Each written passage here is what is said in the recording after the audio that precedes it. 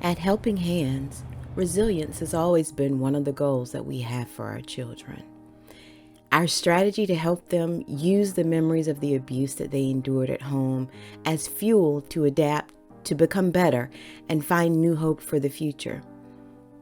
Key to the development of resilience is the use of skilled therapy, independent living skills instruction that is developmentally appropriate, educational support and remediation, and integration into their community and the world. We meet our children in crisis, and our job is to show them how to turn that crisis into an opportunity. Our agency has had its own crisis in the past couple of years, and we've been forced to address our own resiliency. How well could we adapt to our changing environment? Are the challenges created by the coronavirus insurmountable? How do we protect ourselves, our own families and children, from a threat that we could not see or understand? In this video, Helping Hands staff members talk about how the crisis affected their work, their lives, and their mental health. They also talk about what they've learned from this experience and its impact on the hope that they have for the future.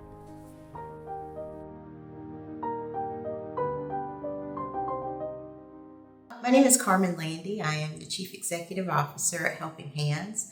I've been here for 16 years, almost 17 years, and my job is to make sure that the agency stays close to its mission and all of the actions that takes place here. My job is to write grants and keep us funded and make sure that we're properly staffed in order to do the work that we've been charged to do. My name is Derry Beard. I am the lead tutor here at Helping Hands. I have been at Helping Hands, this is my 9th year. I started out as just a tutor and now I'm the lead tutor. And my duties are basically making sure that the kids get their work done. My name is Geneva Wright. I am the volunteer coordinator and outreach advocate. I've been with the agency for 7 years now, almost 8.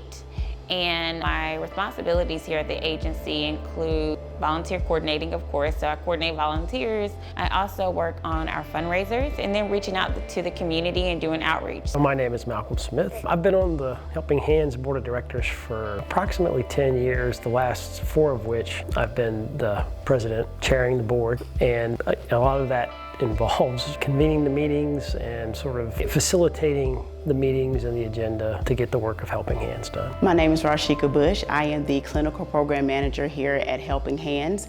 I've been here for nearly 20 years now. My job responsibilities are to provide mental health services for residents who may not already be engaged in services. I'm also the trainer for therapeutic crisis intervention here on campus. I ensure that all of our staff are trauma trained when they arrive. The third responsibility that I have here is crisis de-escalation. Any young person on campus is having a really bad day, I'm on campus to provide de-escalation services for them. My name is T.U. Good. I'm the Director of Community Programming for Aiken Youth Empowerment, which is a program of Helping Hands. I've been employed by Helping Hands since June of 2018 and became the Director in February of 2019. Currently under Aiken Youth Empowerment, we focus on teen pregnancy prevention, STD, STI prevention, career readiness, job skills, and just making sure the youth are successful adults once they become older. What happens when the world has shut down but we can't? Nonprofits who serve vulnerable populations all over the world had this question. Those that operate shelters and medical facilities who are entrusted with the lives with others were uniquely affected by global shutdowns around the world. What would keep us safe while everyone stayed at home? Here's what we had to say about the impact of the pandemic on our work. The COVID pandemic really made my work here much more thoughtful. It required a lot more deliberation on my part because we were going from business as usual to having to consider every single step of the way that we approach our work with young people. My job was really impacted because I was forced to really look into epidemiology, even to look at disease spread and make sure that we were keeping up with universal precautions. and that we're protecting ourselves and our staff. COVID for most of our nonprofit partners has been very stressful in that it has changed the way we approach our business. The board typically convenes together in person, and with COVID, of course, that's not maybe the smartest thing to do. So we had to take advantage of the technology.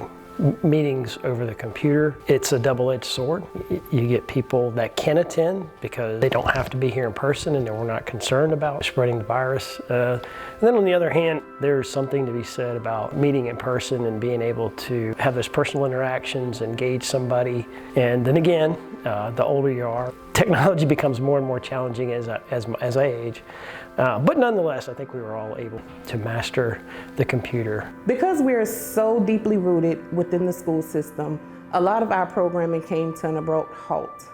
We were used to going into the schools, assisting with reproductive health, doing boys council, girls circle with the youth, and when everything stopped, we had to rely solely on virtual sessions when that was available, and we just had to readjust to what was the new norm. The impact on me personally, for the first time working at Helping Hands, I had always up until then worked in the afternoon and into the evening. And with the kids home and getting into school at 7, whatever in the morning, I needed to set my alarm for pre-dawn, which was unusual for me, and to be here by 7:15 in the morning. That was the biggest change in my life.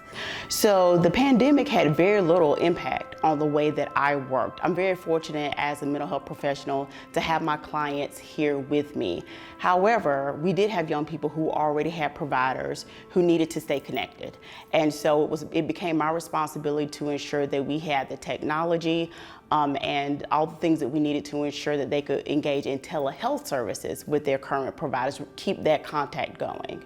So when COVID happened, I think the most impactful thing was that where we depend on volunteers to help us with activities and events and different things like that, those things came to a screeching halt. And I think where the challenge began was our kids came home and we couldn't have volunteers on campus to help with tutoring. And kids still have birthday parties, but birthday parties were at that point could lead to us potentially having a pandemic even in our small agency. So that was the, I think, most challenging part.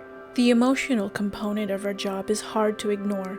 We all had different feelings come up at the beginning of the pandemic. So initially, because you didn't know what it was, you're kind of scared, you're nervous.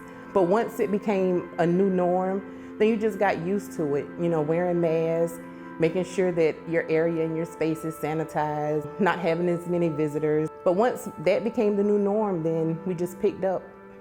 When the mandates first came out that things were going to be shut down, after about 2 or 3 weeks, and after listening to the daily press conferences from the governor's office, including DHEC, and looking at CDC updates and watching things that were happening, as the CEO, my job is to look at the macro level of everything and look at what the universal view of this pandemic was, and try to anticipate what the patterns would be coming to our agency, the waves, so to speak, that started in other countries and were headed our way. And so my job was really to make sure that I took all of that into account. And I gotta say, there was a lot of fear and anxiety associated with that, because I was giving information that I wasn't altogether sure was correct. Because it was new science and it was developing science, but I had staff members who were depending on me to make sure that I gave them the right information to move forward and to do their jobs safely. And they counted on us as leadership to make sure that they stayed safe. So I was very nervous for the staff as well as myself, because this was something new. No one knew a lot about it. We were all glued to the television, getting the latest information that we could. But I know that because we go home to families, the children come to us from various places, you know, making sure that everyone is safe. Are we following all the guidelines? So just a bit nervous for everyone's health. Well, the biggest emotion I had was gratefulness. The reason I had that is because I got enormous amounts of help from other people here at Helping Hands. I could not have done what we did, we could not have as a group done what we did without the incredible amount of help from the direct care staff and other staff that was here. They were able to come over and help with individual children, and they were so willing to do that, and I was incredibly appreciative. So gratefulness is the greatest emotion that I had. I think the emotions that I had at work were more centered around the fact that I had a small child at home, and I was also pregnant during the pandemic. So I think my emotions for work were like, you know, I'm gonna go to my office, I'm gonna lock myself in there, do my work, and then scurry home just to try to make sure I wasn't overly exposed and I wouldn't potentially be exposing my family to COVID. But also, I mean, I've been around our kids for a really long time, and I knew that I didn't want to get our kids sick. We were doing everything we could as a team, as staff, as people whom our kids look up to just try to do everything we could to keep them safe, because this is their home and we didn't want to be responsible for spreading COVID in the place that they call home. I'm not an emotional type of person. I think in this case, when the pandemic hit, in my mind, I go to what are the risks that we're dealing with? And then I kind of separate there's risks that we can't control, and then there's risks that maybe we can do something about. And so I immediately start focusing on what can we do. The first thing that concerned me was the children. Obviously, it's a new disease. We don't know much about it. We don't know how it's transmitted, what the real illness is going to do to you. And then you also have to be concerned of the staff because they're in contact with the children all the time. With the new reality of the pandemic, we had to quickly adapt to ensure the safety of our residents and staff while attempting to maintain normalcy and provide enrichment and learning. So what I had to do was freshen my skills and knowledge on telehealth services because as a licensed professional, there's certain ethical codes that we have to follow. I did an online training to ensure that we were within the guidelines, ethical protocols for that, make sure we had the technology, the software. So that's how I had to make an adjustment once the pandemic hit. For one thing, we had to figure out how to have school here on campus. We're thankful for our partnerships with the school district, our existing partnerships that already had us equipped with a computer lab and broadband access so that our young people could engage. But we needed a camera that we didn't have, and we're in short supply because everybody on the planet needed cameras at the same time. We had to make some adjustments to separate residential space from school space and make them feel like they were in a different place. And so we used a different place on campus to make sure that they felt like they were in school or somewhere different. And I think our staff did a really great job of planning and executing activities so that our young people just stayed active and had an opportunity to feel normal and forget about the pandemic, which was our goal. I had to go sometimes from a kindergartner to an 11th grader without stopping at all of the other grades. So, and switch around what I was doing and what I was thinking. And it was a challenge, but it was fun. I enjoyed it because it really challenged me, and it challenged these kids too. They were on Zoom all the time, you know, and being on computers all the time. That was not what they were used to too. So it was a challenge for me to keep them focused on what they were supposed to be doing. The biggest adjustment was meeting virtually. We're used to going out, meeting with kids, meeting with families, doing activities face-to-face, but now we had to meet on Teams or Zoom, telephone calls. We relied heavily also on emails, and we could not be as personal as we used to be. So we all had to learn new platforms and try to reach them in different capacities. When we stopped outreach opportunities where I wasn't going out to speak and events were canceled or they were changing the formats, I was able to actually did a tour with United Way via Zoom. And so, which was interesting. It was super engaging. They were still able to ask questions, but I walked around with my iPad and did a tour of the agency And actually the two campaign professionals really loved it and felt like they learned a lot about the agency. And so now we still have that opportunity. I've still done Zoom conversations and given information about the agency. It just has changed a bit. We do wear masks and we don't still allow maybe larger groups to come. I think everybody, society in general, made a lot of adaptations. When I did come down here, obviously we're wearing masks. In general, it's kind of what CDC guidance, we would follow that, sort of along the lines as everybody else is doing. So in spite of all that, I think it wasn't too onerous to radically change what we're doing. It was an inconvenience, but certainly not something that's gonna impede what we have to do as an organization. We learned some really hard lessons, but gained invaluable skills and created new processes to help us continue to do our work. As it relates to my position, I believe that the use of telehealth and being comfortable with telehealth services should continue. We have a routine now, me and the staff. We have a protocol set up. We have a designated place for virtual sessions to take place, as well as the technology. We've downloaded the software, so I just believe that should continue. We're doing well. Just because a child comes to us from another county, now we don't always have to transfer them to me or to someone else. We can, if the other provider is comfortable, we can keep them right on going with the services that they have. So I believe that's an adjustment we had to make and that we should continue going forward. If we are looking at the possibility of having the children home again for a length of time, I would want to lobby to change how the room was set up for the kids. I would set it up a little bit differently for them. But certainly being far more aware of what they do on a daily basis, I'm able to follow their progress much more easily and much more efficiently, which I appreciate. Sometimes they don't, but I appreciate it. So there it is. I think that since the pandemic, we were already a close-knit work family. So just checking on each other, make sure everyone is okay. Still maintaining space, telephone calls across campus, and just meeting however we can meet. Sometimes we have meetings and we're in the next office just to make sure that we are distanced and we're still safe.